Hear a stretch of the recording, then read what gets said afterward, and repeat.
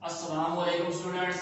आज हमारा टॉपिक है difference between income statement and trading and profit and loss account कि इनकम स्टेटमेंट और trading and profit and loss account के दरमियान में फर्क क्या है, इनके बीच डिफरेंस क्या है। जब कभी भी कंपनी अपनी अपना प्रॉफिट मालूम करना चाहती है या नेट लॉस मालूम करना चाहती है, यानी at the end of accounting period या at the end of financial year या at the end of accounting year, जब भी कंपनी अपना नेट लॉस या नेट प्रॉफिट मालूम करना चाहती है तो वो या तो इनकम स्टेटमेंट बनाती है या trading and profit and loss account बनाती है। Trading and profit and loss account, company trading and profit and loss account बनाए या इनकम स्टेटमेंट बनाए, बात सेम ही होती है। ठीक है, अगर वो इनकम स्टेटमेंट बना रही है यानी प्रॉफिट मालूम करने के लिए इनकम स्टेटमेंट बना रही है तो क्या होगा कि जो भी प्रॉफिट या लॉस आना है वो सेम होगा अगर वो trading and profit and loss account बनाकर अपना प्रॉफिट मालूम कर रही है या लॉस मालूम करना चाहती है। यानी अगर आप trading profit and loss account बनाएं या इनकम स्टेटमेंट बनाएं, दोनों तरीकों से आपके पास नेट प्रॉफिट या नेट लॉस सेम आएगा। ठीक है, अब अकाउंटिंग के दो सिस्टम हैं, एक है ब्रिटिश सिस्टम, एक है अमेरिकन सिस्टम। ब्रिटिश सिस्टम जो अकाउंटिंग का है उसमें जब आप प्रॉफिट मालूम करने के लिए जा रहे होते हैं तो जो स्टेटमेंट बनाई जाती है उसे कहते हैं trading profit and loss account, यानी जो फॉर्मेट बनाया जाता है उसे कहते हैं trading profit and loss account. जबकि जब अमेरिकन सिस्टम के अंदर प्रॉफिट मालूम करने के लिए जो फॉर्मेट बनाया जाता है उसे कहते हैं इनकम स्टेटमेंट। ठीक हो गया। अब इन दोनों सिस्टम के अंदर जो टर्म्स यूज की जाती हैं, देखें अब ये ब्रिटिश सिस्टम है और ये अमेरिकन सिस्टम है। ये वाला ब्रिटिश सिस्टम के अंदर जो टर्म्स यूज की जाती हैं और अमेरिकन सिस्टम के अंदर जो टर्म्स यूज की जाती हैं और जो इक्विवेलेंट होती हैं, जिनके सेम मीनिंग होते हैं, वो कौन कौन सी हैं? काफी सारी है, मगर ये जो अमूमन ये तो जो नॉर्मली जो यूज की जाती हैं, जो रोजमर्रा में जो यूज की जाती हैं वो है ये जो सामने आपको बोर्ड पे नजर आ रही है। देखें ब्रिटिश अकाउंटिंग टर्म्स या ब्रिटिश सिस्टम के अंदर जो अकाउंटिंग टर्म्स है, ब्रिटिश वाले कहते हैं कंपनी, अमेरिकन सिस्टम के अंदर कहते हैं कारपोरेशन, बात सेम ही है। कंपनी हो या कारपोरेशन हो बात सेम ही है। ठीक है, वो कहते हैं ग्रॉस प्रॉफिट, जबकि अमेरिकन सिस्टम वाले कहते हैं ग्रॉस इनकम। ठीक है, वो कहते हैं नेट प्रॉफिट, ये कहते हैं नेट इनकम।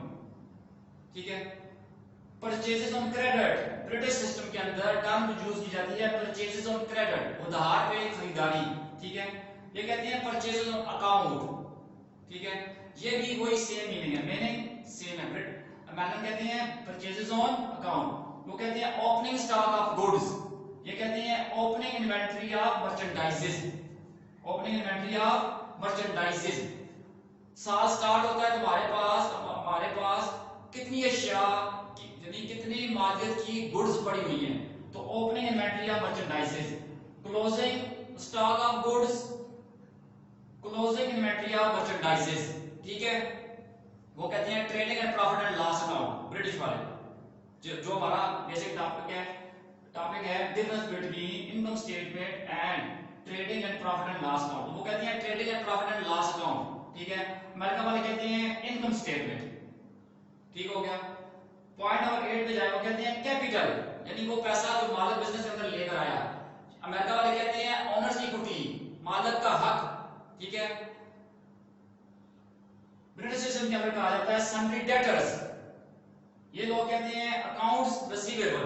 अमेरिकन सिस्टम के अंदर कहा जाता है अकाउंट्स रिसीवेबल, यानी वो सन्ड्री डेटर्स यानी वो लोग जिनसे बिजनेस से पैसे वसूल करने हैं। ठीक है, सन्ड्री डेटर्स मकरूज लोग। सन्ड्री क्रेडिटर्स वो लोग जिनको पैसे देने हैं। ठीक है, ये कहते हैं अकाउंट्स पेएबल। सन्ड्री क्रेडिटर्स इधर अमेरिकन सिस्टम के अंदर अकाउंट्स पेएबल्स।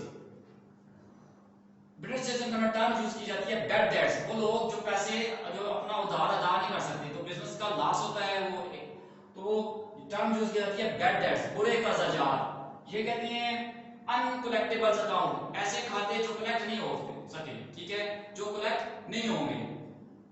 बिल्स रिसीवेबल, ये कहते हैं अकाउंट्स रिसीवेबल, वो कहते हैं बिल्स पेएबल, अमेरिका वाले कहते हैं अकाउंट्स, अमेरिका वाले कहते हैं बिल्स पेएबल, अमेरिका वाले कहते हैं नोट्स पेएबल, ठीक है। फिर वो कहते हैं इनकम्स, उन ब्रिटिश सिस्टम के अंदर कहते हैं आमदनियां जो होती हैं उनको इनकम्स कहा जाता है। ये कहते हैं अमेरिका वाले कहते हैं अमेरिकन सिस्टम के अंदर रेवेन्यूज। फिर वो कहते हैं प्रोविजन फॉर डाउटफुल डेट्स, ये कहते हैं अलाउंसेस फॉर डाउटफुल डेट्स। तो ब्रिटिश सिस्टम के अंदर जो अकाउंटिंग टर्म्स यूज की जाती हैं वो बिल्कुल इक्विवेलेंट है अमेरिकन सिस्टम के अंदर जो अकाउंटिंग टर्म्स यूज की जाती हैं, मीनिंग वो सेम देते हैं, यानी उनके मीनिंग सेम है। अब आपको इनके दरमियान पता चल गया होगा कि टर्म्स बेशक लिखने में मुख्तलिफ है मगर मीनिंग उनके सेम है। अब हम देखेंगे कि British trading profit and loss account और इनकम स्टेटमेंट बनती कैसे है, ठीक है।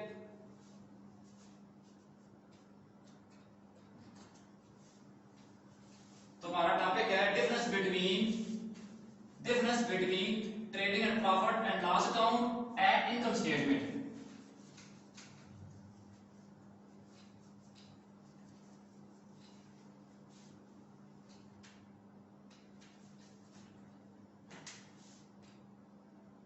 ये जो बोर्ड के ऊपर फॉर्मेट सा बना हुआ है, ये देखें, ये इनकम स्टेटमेंट है। अमेरिकन सिस्टम के तहत ये फॉर्मेट बनाया जाता है प्रॉफिट मालूम करने के लिए। तो सबसे पहले देखें, लिखा हुआ Ali and sons income statement for the year ended 31 December 2019। Ali and sons का ये अली एंड सन के बिजनेस की ये इनकम स्टेटमेंट है। उन्होंने ये फॉर्मेट बनाकर अपने सन 2019 जो उनका साल खत्म हो गया फाइनेंशियल ईयर, ठीक है, उनका जो साल खत्म हो गया है, अकाउंटिंग ईयर जो उनका खत्म हो गया है, अकाउंटिंग ईयर जो उनका खत्म हुआ है, उसके लिए उन्होंने देखा आया 2019 में हमारे बिजनेस ने प्रॉफिट कमाया है, नुकसान हुआ है हमें, ठीक है। तो हम इधर साथ बना लेते हैं ब्रिटिश के हिसाब से, ब्रिटिश मेथड के हिसाब से हम बनाते हैं trading profit and loss account, ठीक है। क्या बनाते हैं जी? Trading profit and loss account. तो यहां पे लिखेंगे हम Ali and sons, Ali and sons, उसी तरह लिखेंगे। यहां पे लिखेंगे हम trading and profit and loss account, ठीक है। ये जी एक फॉर्मेट ये हो गया, दूसरा ये हो गया, और यहां पे लिख देंगे for the year ended, for the year ended 31 December 2019, ठीक है जी। अब ये दो फॉर्मेट आपके पास आ गए।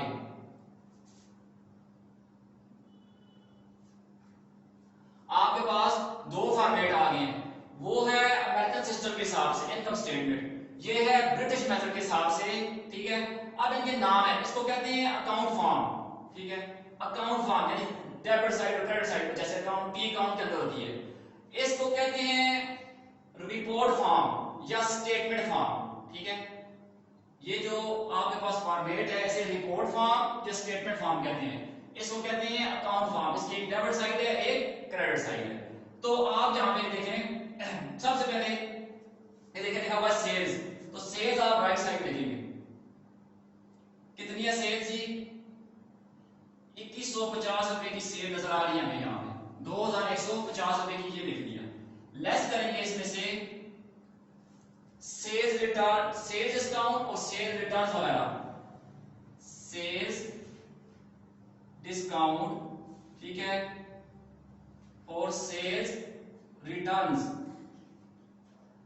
जितने ये दोनों कितने कितने बनते हैं, एक 20 रुपए है, एक 30 है, दोनों को इकट्ठा करें तो 50 रुपए बना, ठीक हो गया। अब आपके पास ये 50 है, तो इसमें से इसको माइनस करेंगे तो आपके पास रह जाएगा 2100 नेट सेल्स। ये नेट सेल्स आपके पास कितना रहेगा? 2100। ये देखें यहां पे छोटा सा काम किया, ये आ गया आपके पास सेल्स 2150 रुपए की लेस सेल डिस्काउंट 20 रुपए का, सेल रिटर्न एंड अलाउंसेस 30 रुपए के, दोनों को प्लस किया 50 बना, ठीक है। 2150 में से इसको माइनस किया तो आपके पास 2100 आ गया, ठीक है। ये आपके पास क्या आ गई है 2000, ये आपके पास नेट सेल आ गई है, ठीक है। नेट सेल्स, सेल्स रिटर्न है वो आपके पास आ गई है। आप यहाँ पे नेट सेल्स भी कह सकते हैं इसको, नेट सेल्स। तो नेट हो गए वो आपके पास 2100 आ गई है, ठीक है। यहाँ पे आपके पास ये आ गई है 2100 आ गई। फिर क्या करेंगे आप यहाँ पे लिखेंगे क्लोजिंग स्टॉक,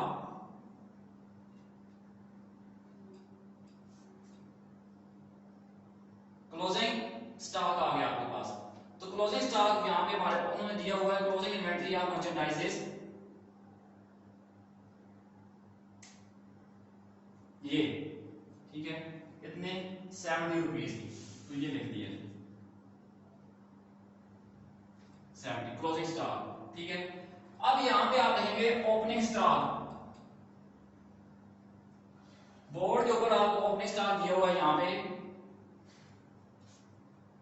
150 रुपए, तो ब्रिटिश पैसेंट के अंदर 150 यहाँ पे लिख देंगे।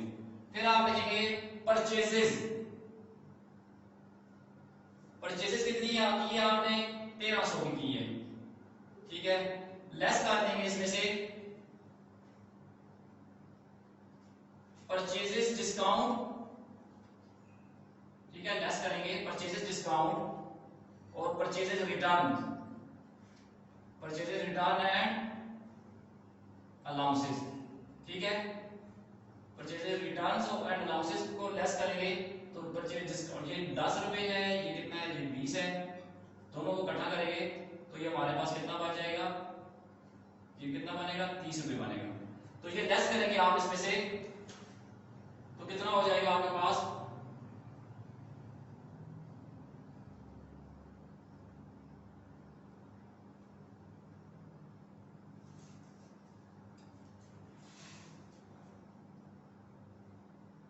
1270 रुपए आपके पास आ गई नेट परचेजेस, कितनी आ गई है नेट परचेजेस 1270 रुपए आ गई। देखें जी ओपनिंग स्टॉक आपके पास था, साल स्टार्ट हुआ तो आपके पास 150 रुपए की गुड्स थी, 150 रुपए की आपके पास गोदाम में पड़ी हुई थी।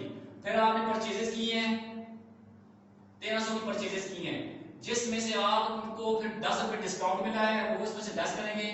Purchases return and allowances 40 rupees की हैं तो 10 प्लस 20 30 हो गया, ठीक है। 1300 में से 30 को माइनस किया तो आपके पास 1270 रुपए आएगी। क्या आ गया ये चीज, ये नेट परचेजेस है, नेट परचेजेस आपके पास आ गई। ये देखें यहाँ पे नेट सेल्स 2100 रुपए की बनी आपके पास, आप इसमें से लेस किया less cost of goods sold, ठीक है। टाइटल दिया उसमें लिखा आपने मर्चेंडाइजेस इन्वेंटरी, साल में स्टार्ट में आपके पास 150 रुपए का की गुड्स थी जो गोदाम में पड़ी हुई थी। फिर आपने परचेजेस की हैं 1300 की, लेस किया आपने परचेजेस डिस्काउंट और purchases return and allowances account, ठीक है, वो आपने लेस किया। यहाँ पे देखें मैं लिखा है परचेजेस डिस्काउंट शॉर्ट करके लिखा है, आप यहाँ पे कंप्लीट लिखें purchases return and allowances account. इसी तरह sale discount sale return and allowances account आपने लिखना है, ठीक है। अब क्या हुआ डिस्काउंट को ये परचेजेस डिस्काउंट 10 रुपीस और ये purchases return and allowance account 20 rupees, तो दोनों को प्लस किया तो 30 आ गया, ठीक है। तो 1300 की जो हमने चीजें परचेज की थी उसमें से ये 30 रुपए तो हमें देने नहीं है, ये माइनस किए तो हमारे पास नेट परचेज कितनी आई है 1270 रुपए की हमारे पास परचेजेस आ गई है, ठीक है। अब 1270 रुपए की हमारे पास परचेजेस आ गई हैं, ठीक हो गया।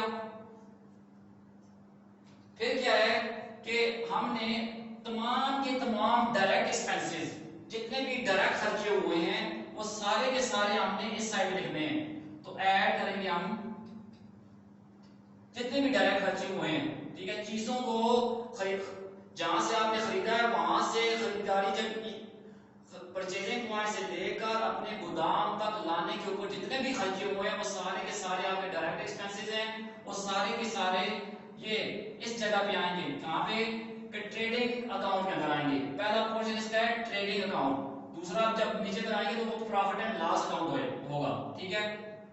तो यहाँ पे लिखा हुआ है ट्रांसपोर्टेशन इन वर्ड 50 रुपीज ही है सिर्फ, तो ऐड करेंगे डायरेक्ट एक्सपेंसेस। यहाँ पे चले मैं टाइटल दे देता हूँ, तो सारे के सारे यहाँ पे उसमें लिखा है जी ट्रांसपोर्टेशन इन वर्ड, मैं शार्ट लिख रहा हूँ यहाँ पे ट्रांसपोर्टेशन इन वर्ड कितनी है 50 रुपीज की, तो ये हमने लिख लिया, ठीक हो गया।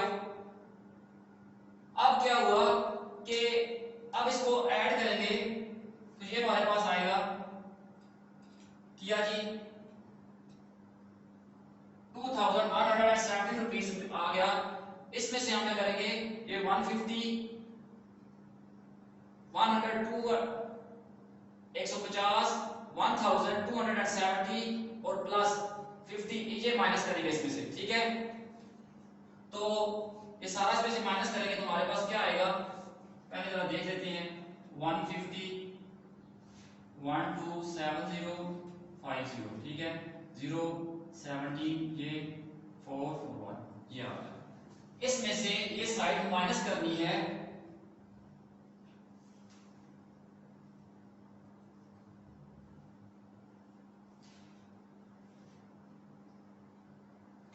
ठीक है। तो यहां पे 700 आ गया।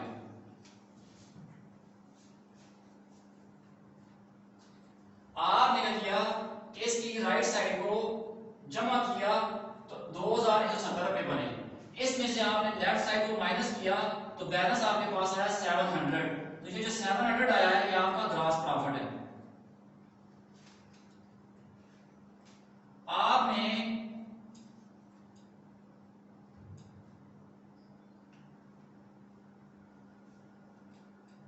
ठीक है ये आ गया आपके पास। अब क्या हुआ इधर देखें, यहां पे आपने नेट परचेजेस थी आपके पास 1270, इसमें से आपने ट्रांसपोर्टेशन इन वर्ड डायरेक्ट खर्चे इसमें ऐड किए तो टोटल आपकी जो परचेजेस बन गई हैं 1320 रुपए की बन गई है, ठीक है।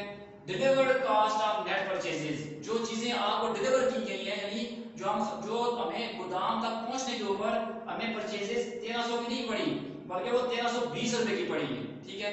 तो delivered cost of goods purchases ये आपके पास आ गया। फिर क्या किया आपने कि ओपनिंग स्टॉक में ये जमा किया आपने 1320 रुपए। Delivered cost of net purchases तो ये जमा किया तो आपके पास आया 1470 में से आपने लेस किया मर्चेंडाइज इन्वेंटरी यानी क्लोजिंग मर्चेंडाइज इन्वेंटरी जो थी आपकी 31/12/2019 को आपके पास जो इन्वेंटरी थी वो जो गोदाम में रह गई थी ये वाली, ठीक है। 70 ये माइनस किया आपने 1470 में से ये माइनस किया आपने तो आपके पास आ गया कास्ट ऑफ गुड्स सोल्ड 1400 रुपए की चीजें जो चीजें आपने बेची हैं वो कास्ट ऑफ गुड्स सोल्ड 1400। 2100 में से आपने कास्ट ऑफ गुड्स सोल्ड ये वाली चीज ये सारी अब जो है ये 1400 बनी है तो 1400 आपने माइनस किया तो 700 रुपए आपके पास ग्रॉस प्रॉफिट आया है। कहने का मकसद ये है कि आप इनकम स्टेटमेंट बनाएं या trading profit and loss account बनाएंगे, आपके पास ग्रॉस प्रॉफिट अगर ग्रॉस प्रॉफिट आ रहा है तो ग्रॉस प्रॉफिट दोनों मेथड से सेम आएगा, अगर ग्रॉस लॉस आ रहा होगा तो तब भी सेम होगा। तो ये ब्रिटिश मेथड है, वो हमारे पास अमेरिकन मेथड है, ठीक है, जिसके जरिए हम ग्रॉस प्रॉफिट और नेट प्रॉफिट मालूम करते हैं। इसके जरिए भी हम ग्रॉस प्रॉफिट और नेट प्रॉफिट मालूम करते हैं, ठीक है। अब ये जो ग्रॉस प्रॉफिट आपके पास आया है यहाँ पे आपने लिखा था ग्रॉस प्रॉफिट, आप लिखेंगे ग्रॉस प्रॉफिट कैरी डाउन, ठीक है, कैरी डाउन। अब ग्रॉस प्रॉफिट को आप यहां पे लेके आएंगे, ग्रॉस प्रॉफिट ब्रॉट डाउन, यहां से आप इसे नीचे लेके आएंगे। ये इसके अंदर आप सारे के सारे जो इनडायरेक्ट एक्सपेंसेस हैं सारे के सारे इनडायरेक्ट एक्सपेंसेस यहां पे लिखेंगे, ठीक है। दूसरी जुबान में सारे के सारे ऑपरेटिंग एक्सपेंसेस आप यहां पे लिखेंगे नीचे, जिसमें आपके एडमिन के एक्सपेंसेस आएंगे, सेलिंग एक्सपेंसेस आ जाएंगे, ठीक है। तो जितने भी आपके पास खर्चे हैं वो सारे के सारे इनडायरेक्ट एक्सपेंसेस यहां पे आ जाएंगे। और जितनी भी इनडायरेक्ट रेवेन्यूज होंगी वो सारी की सारी यहाँ पे आ जाएंगी। फर्ज करते हैं कि आपके पास सारे के सारे ऑपरेटिंग एक्सपेंसेस, जितने भी ऑपरेटिंग एक्सपेंसेस या इनडायरेक्ट एक्सपेंसेस आपके पास आ गए हैं। फर्ज करते हैं सिर्फ आपके पास रेंट ही है, ठीक है। यहाँ पे जो आपने लिखा हुआ ऑपरेटिंग एक्सपेंस, ये ऑपरेटिंग एक्सपेंस चले, वो रेंट कितना है आपके पास 440 रुपए का है, ये आपका ठीक हो गया। और सारी की सारी अदर इनकम्स, जो दूसरी इनकम्स होगी आपके पास, सेल के अलावा जितनी इनकम कहीं से कमीशन रिसीव कर रहे हैं या रेंट रिसीव कर रहे हैं या कोई इंटरेस्ट वसूल कर रहे हैं, तो वो सारे का सारा नेट प्रॉफिट में ऐड होगा। तो यहाँ पे आप करेंगे, ऐड करेंगे अदर रेवेन्यूज या अदर इनकम्स, अदर इनकम्स सारी की सारी यहाँ पे आएंगी। और फर्ज करते हैं आपके पास अदर इनकम में कमीशन है, कमीशन है अदर इनकम, ठीक है। तो वो आपके पास 50 रुपीज है, ये आ गया। अब आपके पास कितना बन गया सारा 750। ये 750 में से आप करेंगे कि 440 निकालेंगे, ठीक है, 0 1 3, ठीक है।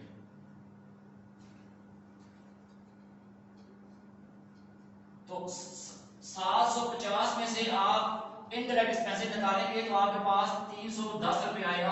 ये आपका है नेट प्रॉफिट, आप कहेंगे कैरी डाउन, और टोटल बन जाएगा आपका 750 रुपए, ठीक है। नेट प्रॉफिट 310 रुपए। इधर आए इस तरफ आए तो ये देखें ग्रास प्रॉफिट कितना था आपके पास 700 रुपए। ग्रास प्रॉफिट कितना था, ये 700 रुपए आपके पास ग्रास प्रॉफिट था, ठीक है। लेस किया आपने ऑपरेटिंग एक्सपेंसेस, कितने 440। तो मैंने वहां पे लिख दिया ऑपरेटिंग एक्सपेंसेस, आप ये समझ लें कि रेंट है, ये सिर्फ रेंट है 440 रुपए का। सारे ऑपरेटिंग एक्सपेंसेस जितने भी होंगे आप यहाँ पे लिखेंगे, ठीक है, मगर आप ये समझ लेंगे सिर्फ रेंट है अभी। तो ये 440 माइनस किया 260 रुपए आपके पास आया है नेट ऑपरेटिंग इनकम। अभी ऑपरेशन में है, यानी अभी नेट ऑपरेटिंग इनकम, यानी अभी काम पूरा नहीं हुआ। फिर आप ऐड करेंगे इसमें अदर रेवेन्यूज, अगर कोई आमदनी बिजनेस को हुई है तो उसमें 50 रुपीज। तो मैंने यहाँ पे लिख दिया है कि कमीशन रिसीव्ड फर्स्ट कर लें ऑपरेटिंग इनकम्स में, यानी अदर इनकम्स में या अदर रेवेन्यूज जो आपके पास है, अदर इनकम्स या अदर रेवेन्यू जो आपके पास है वो कमीशन रिसीव्ड 50 रुपीज। तो ये देखें अदर रेवेन्यूज 50 रुपीज, ठीक है। तो 260 में से आप 50 माइनस करेंगे, सॉरी 260 आपका क्या है नेट ऑपरेटिंग इनकम है, तो ऐड करेंगे हम अदर रेवेन्यूज, इनकम के अंदर इनकम ऐड होगी तो 310 रुपीज आपके पास आपका प्रॉफिट है। 310 रुपए आपकी नेट इनकम है, ठीक है, नेट इनकम है आपके पास। और ये देखें नेट प्रॉफिट आपके पास कितना है 310 रुपीज। तो इसको बोलते हैं हम टी फार्म, ठीक है, यानी अकाउंट फार्म। उसको कहते हैं हम लोग रिपोर्ट फार्म या स्टेटमेंट फार्म। तो आजकल बिजनेसेस जो ज्यादातर जो यूज कर रहे हैं वो स्टेटमेंट फार्म यूज कर रहे हैं। वो अपना प्रॉफिट या नुकसान इस स्टेटमेंट फार्म के जरिए मालूम करते हैं, यानी इनकम स्टेटमेंट। बिजनेसेस जो ज्यादातर बिजनेस हैं वो इनकम स्टेटमेंट बनाते हैं। ये वाला trading profit and loss account जो है देता वही है, यानी रिजल्ट वही आता है, मगर बिजनेस इसको कम यूज करते हैं। तो बहरहाल जी हमारा मकसद ये था कि मालूम करना कि difference between income statement and trading and profit and loss account. तो इनके दरमियान फर्क क्या है, सिर्फ फॉर्मेट का फर्क है, ठीक है। बाकी जो रिजल्ट है दोनों मेथड से आपका रिजल्ट सेम आता है, या तो प्रॉफिट आता है या आपके पास लॉस आता है, ठीक है। तो उम्मीद है कि आपको बात कुछ ना कुछ समझ, यानी उम्मीद है कि आपको बात समझ आ गई होगी, ठीक है। आप एक मरतबा इसकी प्रैक्टिस करेंगे तो आपको बात मजीद अच्छी तरह से समझ आएगी। थैंक यू जी, शुक्रिया।